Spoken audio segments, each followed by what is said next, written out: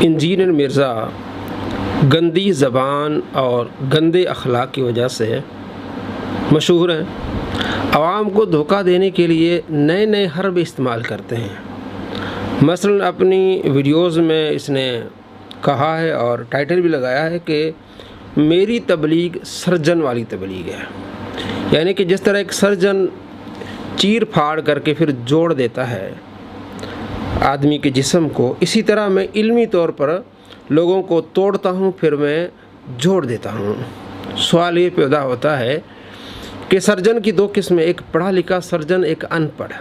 پڑھا لکھا سرجن وہ ہوتا ہے جس نے میڈیکل کالج سے پڑھا ہو یا کسی یونیورسٹی سے پڑھا ہو، اس نے پریکٹس کی ہو، اس کے پاس ایک سند ہو، تو پھر وہ کسی ہاسپٹل میں یہ سرجری کر سکتا ہے۔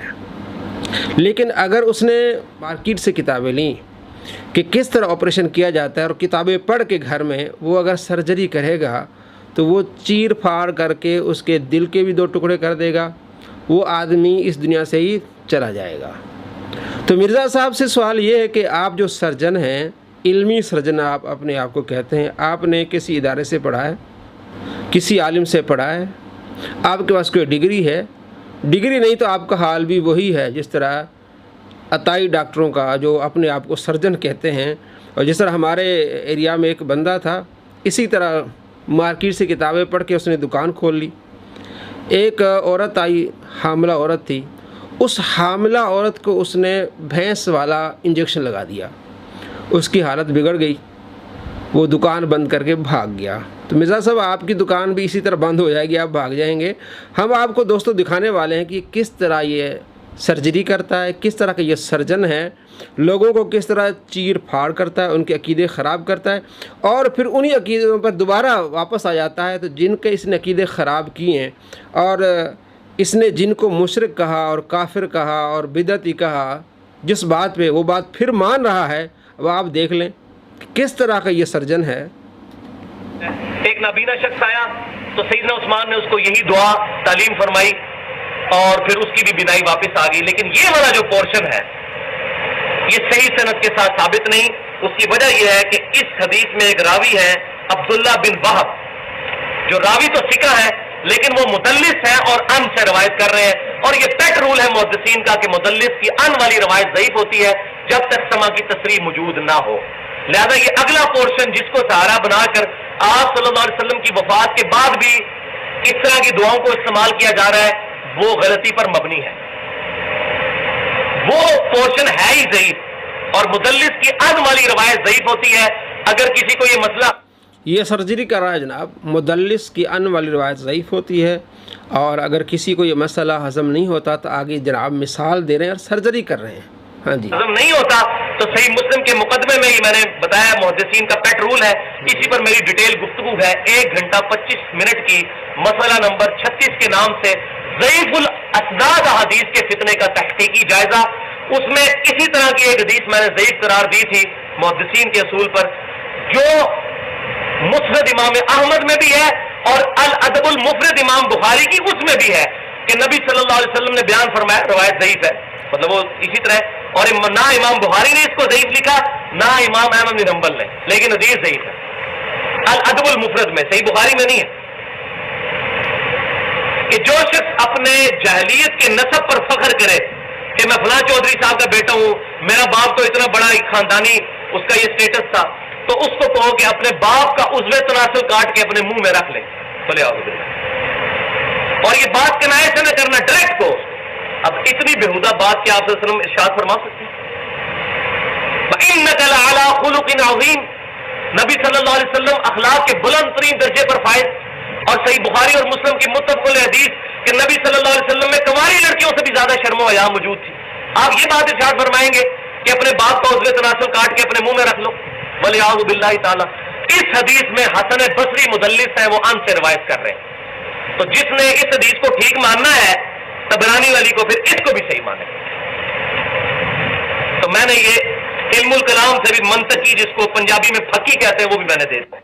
جی جناب، جس نے اس حدیث کو صحیح ماننا ہے، طبرانی والی حدیث کو، تو اس کو بھی صحیح مانے، اور ایک اور اپنی ویڈیو میں کہتا ہے کوئی بے ایمان ہو جائے اب ہم آپ کو دکھانے والے ہیں کہ اسی حدیث کو یہ صحیح مان رہا ہے، اپنے فتوے سے بے ایمان بن رہا ہے، اور کس طرح اس نے جناب اپنے لحاظ سے سرجری کی، پھکی، اور کس طرح کی اس نے بد اخلاقی کا مظاہرہ کیا۔ اب اسی حدیث کو صحیح مان رہا ہے۔ اب جن لوگوں کی اس نے سرجری کی، اب ان کا کیا بنے گا؟ جس وقت یہ کہہ رہا ہوتا ہے جناب میرا عقیدہ وہ ہے جو حضرت عمر فاروق رضی اللہ تعالیٰ عنہ والا ہے، کہ انہوں نے حضرت عباس کو بلایا اور ان کے وسیلے سے دعا کی، آپ علیہ السلام کی قبر پہ جا کے آپ علیہ السلام کے وسیلے سے دعا نہیں کی، تو ہمارا عقیدہ عمر فاروق والا۔ اس طرح کی باتیں اس نے اور ویڈیوز میں کہی ہیں کہ آپ علیہ السلام کی وفات کے بعد آپ علیہ السلام کا وسیلہ نہیں لیا جا سکتا۔ کئی لوگوں کو اس نے سرجری کر کے گمراہ کیا، اور اس نے اپنے کھاتے میں پتہ نہیں کیا کچھ لکھوا دیا۔ اب یہ کیا کہہ رہا ہے؟ اسی حدیث کو صحیح مان رہا ہے۔ اب آپ خود اندازہ لگائیں، ایسے جاہل، ان پڑھ، گنوار سرجن بن جائیں تو عوام کا کیا حال ہوگا؟ وہ سرجن جو چیر پھاڑ کرتا ہے تو انسان کا جسم مفلوج ہو جاتا ہے یا آدمی مر جاتا ہے، لیکن اس طرح کے ان پڑھ گنوار سرجن بنیں گے، علمی سرجن بنیں گے تو آدمی ایمان سے بھی ہاتھ دھو بیٹھے گا۔ ذرا سنیے اس کی بات کو۔ اور وسیلہ اور توسل کے بارے میں یہ جو ایکسٹریم رویہ امام ابن تیمیہ نے اختیار کیا، ہم اس کے ساتھ ایگری نہیں کرتے۔ امام ابن تیمیہ نے ایکسٹریم رویہ اختیار کی، جناب آپ نے کی ہیں، آپ نے جس طرح کی مثالیں دی ہیں وہ عوام کے سامنے ہمیں آپ دکھا رہے ہیں۔ اب آپ دیکھیں، آپ وسیلہ اور توسل اختیار کریں، ہاں، کوئی مسئلہ نہیں ہے۔ اور آپ وسیلہ توسل اختیار کریں، کوئی مسئلہ نہیں۔ پہلے بڑا مسئلہ تھا، پہلے آپ نے مثالیں دیں۔ ایسے دوغلے آدمیوں کو پہچانیں، جاہلوں کو پہچانیں جو اپنے آپ کو سرجن کہتے ہیں اور بالکل جاہل ہیں، عطائی ڈاکٹروں کی طرح۔ اس طرح حکومت پاکستان ایسے عطائی ڈاکٹروں کے خلاف مہم چلائی ہوئی ہے، تو حکومت پاکستان کو چاہیے کہ ایسے جاہلوں کے خلاف بھی مہم چلائیں۔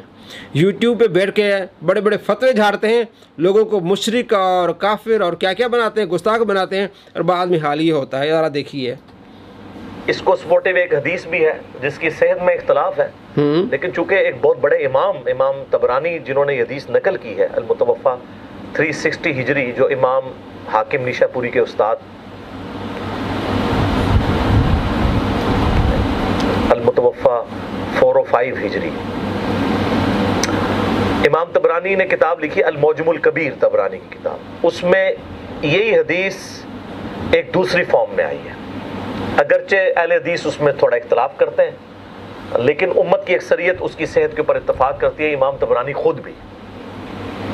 میں ان بحثوں میں نہیں پڑتا، میں اس حدیث کو صحیح مانتے ہوئے بات کر رہا ہوں۔ میں اس حدیث کو صحیح مانتے ہوئے بات کر رہا ہوں۔ پہلے کہا تھا اس میں عبداللہ بن وہب مدلس سے ان سے روایت کر رہا ہے، پیٹ رول ہے، مسلم میں ہے، 100 باتیں اس نے گنوائیں، وہ ساری باتیں کدھر گئیں؟ تو نہ اس کو مدلس کا پتہ ہے، نہ اس کو مدلس کی تعریف کا پتہ ہے، نہ مدلس کے جتنے درجات ہیں اس کو پتہ ہے، کچھ نہیں پتہ ہے اس کو۔ یہ ویسے ہی سرجن بنا ہوا ہے۔ اب جو مثالیں دے رہا تھا جناب، وہ حدیث ضعیف ہے، اگر اس کو مانتے ہیں تو پھر اس حدیث کو بھی مانیں جو آپ علیہ السلام کے بارے میں آئی ہے۔ دوستو آپ نے دیکھا اور سنا، اب مزید اس کو دیکھ لیں۔ اس میں یہ ہے کہ سیدنا عثمان غنی رضی اللہ تعالیٰ عنہ کے دور میں ایک شخص حضرت عثمان کے پاس گیا اور کہا کہ جی میرا مسئلہ ہے، تو وہ اپنی حکومتی مصروفیت کی وجہ سے اس کی طرف متوجہ نہیں ہوئے، تو وہ شخص پھر سیدنا عثمان بن حنیف کے پاس آیا اور کہا کہ جی اس طرح حضرت عثمان تو میری بات ہی نہیں سن رہے ہیں۔ تو حضرت عثمان بن حنیف نے کہا کہ میں تمہیں ایک دعا سکھاتا ہوں۔ میں نبی اسلام کی خدمت میں موجود تھا، ایک نابینا شخص آیا تھا، اس کی بھی حاجت کا مسئلہ تھا، تو اس کو بھی دعائے حاجت نبی علیہ السلام نے تعلیم فرمائی تھی، تو وہی دعا میں تمہیں سکھاتا ہوں۔ تو انہوں نے یہی والی دعا، اے اللہ میں تیرے نبی کے وسیلے سے تیری طرف متوجہ ہوتا ہوں، اور اے اللہ کے رسول میں آپ کے وسیلے سے اللہ کی طرف متوجہ ہوتا ہوں، اے اللہ میرے نبی کی شفاعت میرے حق میں قبول فرما۔ جی دوستو آپ نے دیکھا اور سنا۔ اب جس کو یہ ضعیف کہہ رہا تھا کہ اگر آپ اس روایت کو مانتے ہیں تو پھر آپ اس روایت کو بھی مانیں اور بے ایمان ہو جائیں، لوگوں پر اس نے کفر کے فتوے لگائے، اب اسی روایت کو صحیح مان رہا ہے۔ اور ابن ماجہ میں بھی وہ روایت ہے 1385، اور اس کے راوی عثمان بن حنیف، کہ آپ صلی اللہ تعالیٰ علیہ وآلہ وسلم کے پاس ایک نابینا شخص آیا، اس نے عرض کیا یا رسول اللہ میری بینائی چلی گئی، آپ دعا کریں۔ آپ علیہ السلام نے فرمایا اگر صبر کرو تو بہتر ہے۔ اس نے کہا یا رسول اللہ دعا فرمائے میرے لیے۔ آپ علیہ السلام نے فرمایا 2 رکعت وضو کرو، 2 رکعت نفل پڑھو، اس کے بعد یہ دعا کرو اللہم انی اسألک واتوجہ الیک بمحمد النبی رحمہ، یا محمد انی قد توجہت بک الی ربی فی حاجتی ہذہ لتقضی اللہم فاشفع فیہ۔ جب اس نے یہ دعا کی، نماز پڑھی، اپنے گھر جا کے اللہ تبارک و تعالیٰ نے اسے بینائی لوٹا دی۔ تو حضرت عثمان بن حنیف نے حضرت عثمان غنی رضی اللہ تعالیٰ عنہ کے زمانے میں اپنے ساتھی کو یہ دعا سکھائی، تو معلوم ہوا کہ آپ علیہ السلام کی وفات کے بعد بھی آپ کا وسیلہ لینا جائز ہے۔ پہلے اس نے انکار کیا، حدیث کو ضعیف کہا، اور ایک اور ویڈیو میں لوگوں کو بے ایمان کہا جنہوں نے آپ صلی اللہ تعالیٰ علیہ وآلہ وسلم کا وسیلہ بعد میں لیا ہے۔ کئی صحابہ ہیں، تابعین ہیں اور امام طبرانی ہیں۔ تو ایسے لوگ اگر سرجن بنیں گے تو لوگوں کو کافر کریں گے، لوگوں کا ایمان خراب کریں گے۔ اب آپ نے خود دیکھ لیا، اسی کی ویڈیو سے ہم نے ثابت کیا کہ یہ سرجن نہیں بلکہ ایمان کے لیے بندہ خطرہ ہے۔ اپنے ایمان کو بچائیں اور اس کو سن کے اپنے ایمان کو ضائع نہ کریں، گستاخ نہ بنیں، صحابہ کے گستاخ نہ بنیں، اولیاء کرام کے گستاخ نہ بنیں۔ جو اس کو سنتا ہے وہ گستاخ رسول بن جاتا ہے، گستاخ صحابہ بن جاتا ہے، گستاخ اولیاء بن جاتا ہے، مسلمانوں کے خلاف ہو جاتا ہے، ختم نبوت کا دشمن بن جاتا ہے۔ تو دوستو، آپ نے اپنی آخرت کو برباد نہیں کرنا، ایسوں سے اپنا پیچھا چھڑا دیں۔ اللہ، اس کے رسول اور صحابہ اولیاء کرام سے محبت کریں۔ اللہ کریم آپ کو دونوں جہاں میں، ہم سب کو دونوں جہاں میں خوش نصیب فرمائے، ایسے شریروں کے شر سے بچائے۔ السلام علیکم ورحمۃ اللہ وبرکاتہ۔